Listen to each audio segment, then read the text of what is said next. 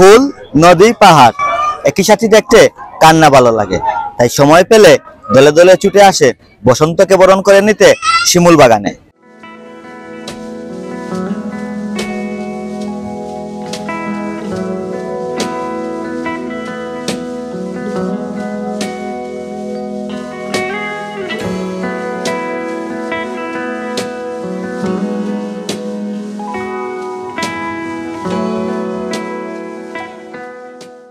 সব মিলে পরিবেশটা ভালো, লোকজন একটু কম থাকলে আরো ভালো লাগতো।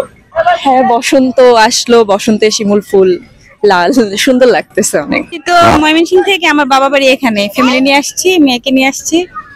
আগেও আসছি, তবে আমরা শীতে আসছি তো আজ এবার ফুল দেখতে আসছি। ভালোই লাগছে। 2017-তে আসছিলাম, এত মানুষ ছিল না, কিন্তু এবার যে এত মানুষ আসছে, সুনামগঞ্জের মেয়ে হিসেবে আমি গর্বিত। হ্যাঁ, ভালো লাগছে ফুল দেখে, মানে ফুলগুলা যে ফুটলো, মেয়েও খুশি, খুবই ভালো লাগছে। সিলেট থেকে আইছি আমরা, সব মামার বাড়িও আছে, বেশি দূরে নেই, হয়ে আইছি যখন দেখান তা ঘুরিয়া যাই। অনেকদিন ধরে তো আমার মা, আমার ওয়াইফ আর ভাই মামা তারা নিয়ে আর তো বাগান থাকা, একসাথে অনেকগুলা গাছ থাকা, মোটামুটি সুন্দর লাগে। সাইডে লাল কালার একটা বাবা।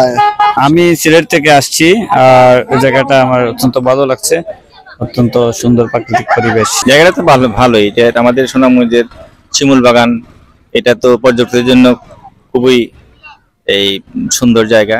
এর আগেও আমি আসছি, এবার আবার আরেকবার আসলাম। বসন্তের রং লেগেছে সুনামগঞ্জের তায়েরপুরের জাদুকারা নদীর তীর ঘেঁষা শিমুল বাগানে।